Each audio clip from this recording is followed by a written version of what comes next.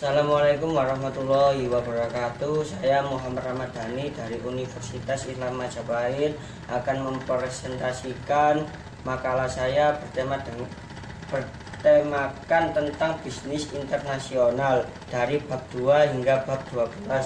Bab 2, kekuatan-kekuatan yang mempengaruhi bisnis internasional. A. Lingkungan hukum. Suatu perusahaan dalam negeri yang harus mengikuti hukum dan kebiasaan negara asal.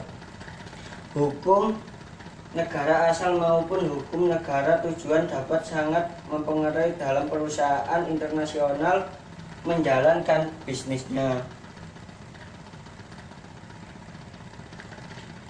Beberapa contoh perusahaan internet dan memiliki untuk menetapkan usaha di luar RRC karena peraturan-peraturan yang tampak diterapkan dengan sewenang-wenang oleh pemerintahnya. A. Perbedaan dalam sistem hukum. Salah satu diantaranya ada hukum Alang Suwong, hukum kontinal, dan hukum agama. Salah satunya lagi ada hukum birokratis. B. Hukum yang berorientasi dalam negeri. Hukum negara tempat bisnis internasional dijalankan memegang peranan dalam menciptakan peluang-peluang yang tersedia bagi perusahaannya. Selanjutnya, hukum langsung mempengaruhi transaksi bisnis. Suatu negara mungkin akan berupaya mengajak negara kedua untuk mengubah kebijakan tidak menginginkan menerapkan sanksi atau larangan. Hukum yang ditujukan pada perusahaan-perusahaan asing.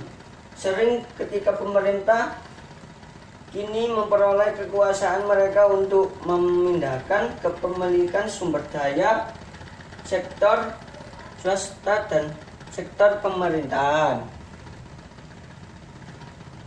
Lingkungan teknologi. Dimensi penting lainnya suatu negara adalah lingkungan teknologinya. Pondasi lingkungan teknologi suatu negara adalah bisnis sumber dayanya, ketersediaan atau ketersediaan sumber daya manusianya. C. Lingkungan politik. Bagian ini penting, diantaranya salah satunya yakni risiko politik adalah perubahan-perubahan lingkungan yang mungkin akan membawa pengaruh merugikan terhadap nilai kegiatan-kegiatan tersebut. Antara lainnya ada risiko kepemilikan, ada risiko pengoperasian, dan risiko transfer. 2. Risiko makropolitik. 3. Ada risiko mikropolitik. Dampak perusahaan multinasional terhadap negara tujuan. Perusahaan yang didirikan pengoperasiannya di luar pembatasan negara asal mempengaruhi dan dipengaruhi oleh lingkungan politik ekonomi. Di antaranya ada 1. Dampak ekonomi politik, dan 2. Dampak budaya. E. Penyelesaian sengketa dan bisnis internasional. Sengketa dalam perdagangan internasional dapat saja sangat rumit. Biasanya 4 pertanyaan yang harus dijawab agar sengketa internasional dapat diselesaikan. Antara lainnya 1. Hukum negara mana yang berlaku. 2. Adat di mana seharusnya persoalan tersebut diselesaikan. 3. Teknik mana yang harus digunakan untuk menyelesaikan konflik tersebut. Pengadilan, arbitrarisme, dan mediasi atau negosiasi. 4. Yang terakhir adalah bagaimana penyelesaian tersebut akan dilaksanakan. Yakni kita lanjut ke pertemuan keempat, ada sistem moneter internasional. Sistem moneter dapat diringkas sebagai kerangka kerja institusional saat pembayaran internasional dilakukan, pergerakan modal diakomodasi, dan nilai tukar antara mata uang yang dilakukan. Sebagaimana ringkasnya sejarah sistem moneter internasional, ya berikut ini. Antara lain, suatu standar ganda dalam mata uang bekas yang digunakan baik untuk emas maupun perak. 2. Ada standar emas klasik, yakni berikut. Berdasarkan standar emas klasik di antara tahun 875 sampai 1914, nilai tukar antara dua mata uang ditentukan oleh kandungan emas dari mata uang tersebut. Ada nomor 3, interval Freud. Standar emas klasik berakhir pada masa setelah Perang Dunia I, di mana negara yang kalah, khususnya Jerman, Austria, Hungaria, Polandia, dan Rusia, mengalami hiperinflasi. Contohnya, Jerman mengalami kenaikan indeks harga besar 1 triliun.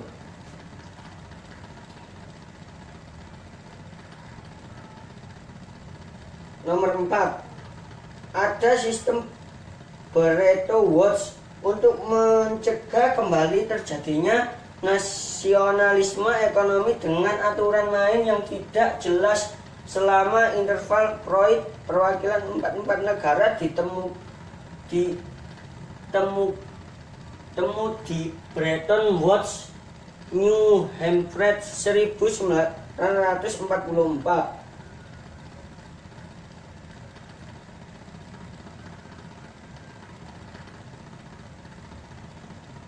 Kita lanjut ke pertemuan 6, yakni membahas tentang perdagangan internasional. Perdagangan internasional adalah pertukaran barang dan jasa antar negara satu dengan negara lainnya atas dasar kepercayaannya. Faktor pendorong perdagangan internasional ini secara ringkas ada: 1. Perbedaan sumber daya alam. 2. Perbedaan teknologi. 1 lagi perbedaan harga.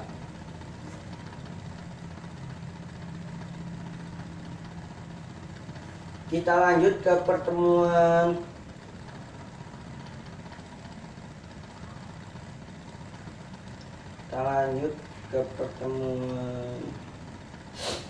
Ya, kita lanjut dengan pertemuan 8, strategi bisnis internasional. Evolusi menunjukkan perusahaan global, perusahaan domestik menurut tingkat proteksi dan pemerintah. Holland 1947, antara lain industri bayi, industri remaja, dan industri dewasa. 2. Perusahaan internasional, perusahaan multinasional. Dan ada juga strategi tingkat bisnis internasional, antara lain biaya rendah internasional, strategi fokus internasional, diferensiasi internasional.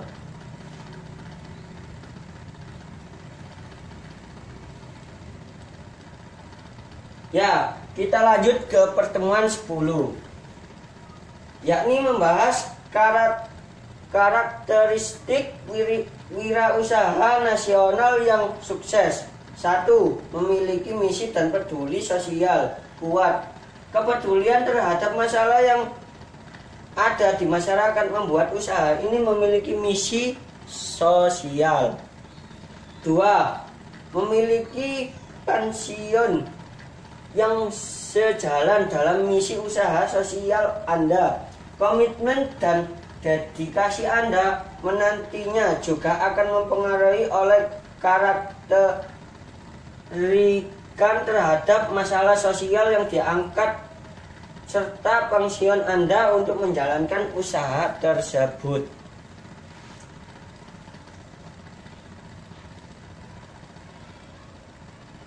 kita lanjut ke pertemuan 12, yakni pertemuan terakhir manajemen sumber daya manusia global atau dalam kurung Global Human Resource Management, ruang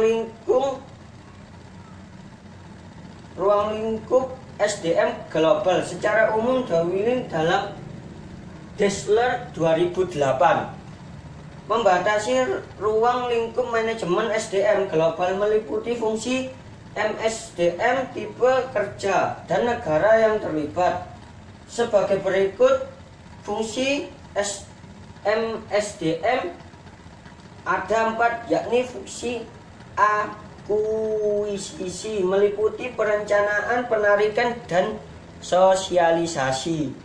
2, ada fungsi pengembangan meliputi pelatihan, pengembangan, dan pembinaan. C, ada fungsi pemeliharaan meliputi yakni kesehatan dan keselamatan kerja serta menghubungkan serta hubungan kerja.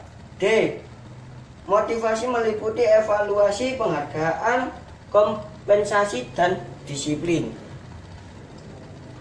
Tipe pekerja atau karyawan dapat dibedakan berdasarkan negara asal, yakni antara lain ada karyawan yang berasal dari negara tempatnya perusahaan beroperasi dalam kurung lokal nation. Ada B, karyawan yang berasal dari negara perusahaan. C, karyawan yang berasal dari negara ketiga. Selanjutnya, penggunaan sumber daya manusia global untuk mencapai tujuan organisasi tanpa memandang batas geografis, yakni 1. MSDM global lebih luas fungsi harus ditangani, contoh pajak, gaji dalam mata uang asing atau keluarga kerja, dan lain-lain. Selanjutnya, Global Human Resource Management itu perlu mendapatkan perhatian karena 1. kurang penanganan dalam memadai hal perencanaan dan pengembangan operasi. 2. mobilitas tenaga kerja, pemindahan orang dari suatu negara ke negara lainnya. 5. Manajemen SMDN dalam konteks global lebih membahas adanya resilienting dan perubahan MSDM tidak hanya aset human capital namun juga melibatkan langsung dalam proses kepercayaan atau strategis.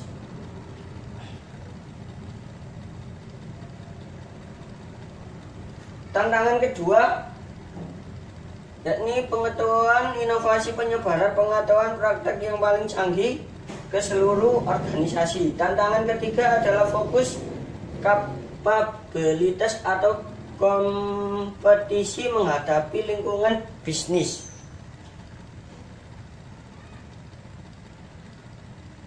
Tantangan yang keempat, perbedaan antar negara, antara lain ada budaya, ada sistem ekonomi, teknologi, dan demografis. Tantangan kelima, antara lain tantangan kelima ini revolusi kualitas komponen sukses berikut antara lain menjadi semakin penting adalah penyediaan produk atau pelayanan yang berkualitas.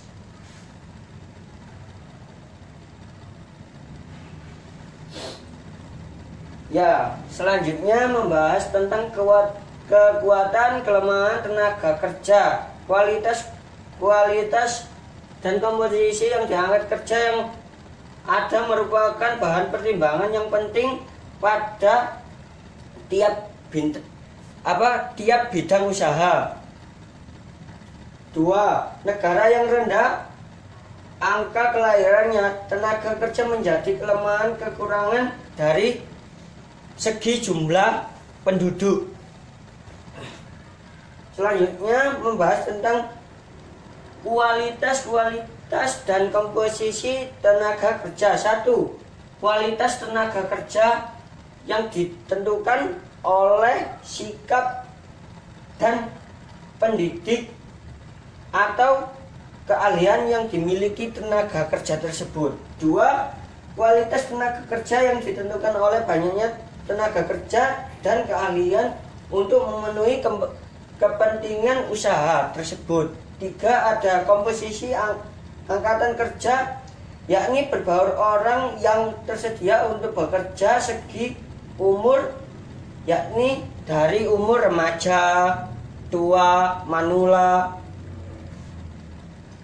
Masalah yang mungkin ditimbulkan dari tenaga kerja asing antara lain tenaga asing, imigran, labor dapat dianggapkan merugi karena mengambil pekerjaan penduduk asli dalam keadaan ekonomi membaik. 2. Ras, perselisihan dengan penduduk asli dengan penerima. 3. Ledakan jumlah imigran. Sekian presentasi dari saya. Bila ada kesalahan mohon dimaklumi. Assalamualaikum warahmatullahi wabarakatuh.